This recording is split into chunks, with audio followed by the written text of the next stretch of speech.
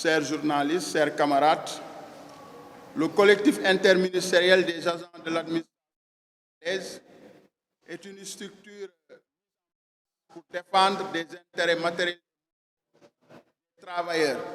Il est constitué de syndicats et d'amicales et intervient dans le fonctionnement de 18 ministères.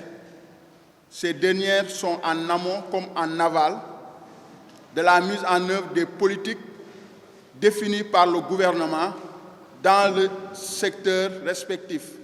Ils contribuent à l'élaboration des projets et des actes normatifs de l'État, tels que les lois, les règlements. Ils réfléchissent par ailleurs sur les grandes orientations politiques et stratégiques de l'État pour le progrès du Sénégal. Toutefois, il est regrettable de constater une certaine discrimination entre les différents corps dans le cadre de la reconnaissance et du reclassement des diplômes, mais aussi des traitements salariaux et indemnitaires des agents de l'administration. Concernant la reconnaissance et le reclassement des diplômes, nous nous réjouissons de la signature récente des habilitations par le ministère de l'Enseignement supérieur. Vous savez donc que les agents de l'administration, quand ils sont recrutés à la fonction publique, après ils cherchent à renforcer leurs capacités en faisant des formations professionnelles. Et une fois que ces formations sont faites, ils déposent leur dossier pour être reclassés. Il s'avère que donc nous avons d'énormément de difficultés, n'est-ce pas, dans ce sens. Et le collectif avait pris au bras le corps cette question jusqu'à ce que le ministre de l'Enseignement supérieur signe une vingtaine d'habilitations. Donc c'est une très bonne chose et cela a permis aux travailleurs de pouvoir être reclassés et d'avancer. Maintenant, le problème demeure, car donc, les habilitations, donc la date d'effet, c'est à partir de 2021, alors que la majorité des travailleurs, c'est avant 2021. C'est pourquoi, véritablement, nous demandons au ministre de l'Enseignement supérieur, en collaboration avec son homologue de la fonction publique, n'est-ce pas, de signer d'abord les habilitations restantes, ensuite de faire en sorte pour trouver des solutions pour que cela soit rétroactif. Parce que sinon, véritablement, les camarades qui sont au-dessus de 2021, ils auront encore des difficultés et depuis des années, ils attendent véritablement ces habilitations pour être reclassés dans la fonction publique. Donc, l'autre aspect du point de revendication, c'est par rapport au problème indemnitaire. Vous savez donc, nous avons constaté une inéquité et une inégalité au sein de la fonction publique, parce que nous ne pouvons pas comprendre la fonction publique, les agents qui émargent donc, à la fonction publique sont au nombre de 167 agents. Sur les 167, donc les 130 ont une indemnité de logement. 167 000, voilà, merci, 167 000 agents. Maintenant, les 130 000 agents disposent d'une indemnité de logement, alors que les 30 000 sont restés en rade. Donc, nous jugeons deux poids, deux mesures au sein d'une même administration, ce qui est inacceptable et inadmissible, parce que nous sommes tous régis, n'est-ce pas, par les textes et les règlements, n'est-ce pas, d'un fonctionnaire ou d'un non-fonctionnaire. Donc, il peut y avoir deux poids, deux mesures. Et véritablement, cela a été toujours, n'est-ce pas, donc, une discrimination, n'est-ce pas, par rapport aux agents interministériels. Si vous vous rappelez, donc, il y avait eu des premières revalorisations, on n'était pas concerné. Et c'est par la suite, n'est-ce pas, qu'on s'est battu et que l'État a finalement accédé à notre revendication en faisant donc la revalorisation générale à travers l'indemnité spéciale complémentaire. Mais ce que nous jugeons anormal, c'est toujours le dysfonctionnement et l'inégalité continue de faire sa mue. Parce que si nous constatons les enseignants, les administrateurs civils, les magistrats, les forces de sécurité et de défense, qui disposent d'une indemnité de logement. Et en plus, ils ont bénéficié de la revalorisation salariale qui est intervenue au mois d'août 2022. Donc, ce que nous ne pouvons pas comprendre, ils nous disent que voilà, cette revalorisation, à travers l'indemnité spéciale complémentaire, n'est-ce pas, couvert toutes les revendications sur le plan salarial.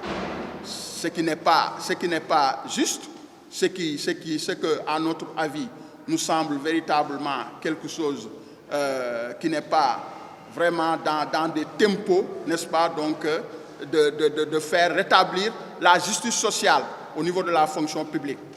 Donc, messieurs les journalistes, chers camarades, compte tenu, n'est-ce pas, de tous ces éléments d'appréciation, nous avons jugé nécessaire de se battre, étant des syndicalistes. Donc, nous savons que les syndicats, donc d'abord, avant d'arriver au plan d'action, il y a d'abord ce qu'on appelle, n'est-ce pas, un appel au dialogue.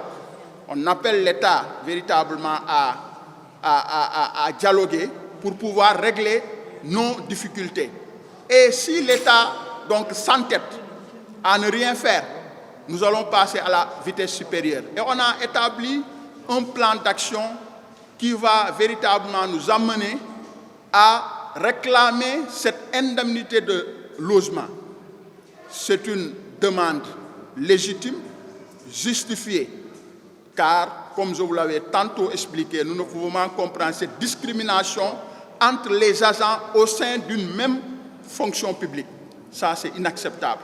Donc, le plan d'action que nous avons établi, déjà, on a démarré depuis hier avec donc une sensibilisation au sein des 18 ministères.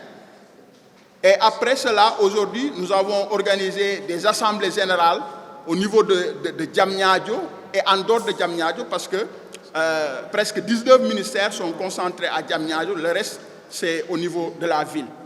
Donc, nous avons démarré avec des informations au sein, n'est-ce pas, donc des ministères, sensibiliser les camarades, n'est-ce pas, pour préparer ce qu'on appelle la semaine rouge de l'administration. Donc, cette semaine rouge de l'administration va débuter demain jusqu'au 2 mai. Au niveau de chaque ministère, les travailleurs vont porter des brassards rouges pour montrer leur mécontentement et exiger la généralisation de l'indemnité de logement. Et pour ce faire, n'est-ce pas, nous allons faire des rassemblements devant les ministères, n'est-ce pas, et véritablement montrer que cette injustice donc n'a plus sa raison d'être, ça doit cesser. Et si l'État ne nous écoute pas et n'appelle pas donc le collectif à la table de négociation pour essayer de trouver des solutions, nous avons encore d'autres armes de lutte. Et cela va se matérialiser par une marche nationale que nous envisageons, n'est-ce pas, donc de faire le 15 mai. Donc je pense que cette marche va nous donner l'occasion de réunir tous les travailleurs au niveau central comme au niveau déconcentré, n'est-ce pas? On s'est fixé un objectif de 1000 travailleurs. Ça, je pense que donc, ça serait une très grande marche que nous comptons organiser à Dakar, certainement donc, à la place de l'Obélisque. Et encore une fois de plus, si rien n'est fait après cette marche, nous allons passer donc, ce qu'on appelle aller jusqu'au paroxysme, c'est-à-dire faire ce qu'on appelle une grève générale dans l'administration. Je pense que cela n'a jamais eu lieu au sein, n'est-ce pas, de l'administration sénégalaise. Paralyser, n'est-ce pas, tout le système au sein, n'est-ce pas, de tous les ministères. Donc nous en avons capable. Je pense que si véritablement rien n'est fait, encore une fois de plus, nous allons paralyser le système de l'administration sénégalaise. Et avant d'en arriver à là, nous demandons en chef, le chef de l'État, n'est-ce pas, de pouvoir prendre cette chose en main, parce que c'est un droit qui est légitime, que nous réclamons, qui nous est dû. Donc, et nous appelons aussi le Premier ministre, n'est-ce pas, véritablement à à faire en sorte pour qu'on n'en arrive pas à cette situation qui me semblerait désastreuse donc, au sein de l'administration. Parce que bloquer l'administration pendant 2 jours, ça serait une catastrophe pour l'État du Sénégal. Donc, chers journalistes, je pense que c'est ce que je tenais à dire donc, en français pour vous faire un peu le tempo par rapport, n'est-ce pas, au collectif et aux points de revendication qui nous attendent. Donc, je vous remercie de votre aimable attention.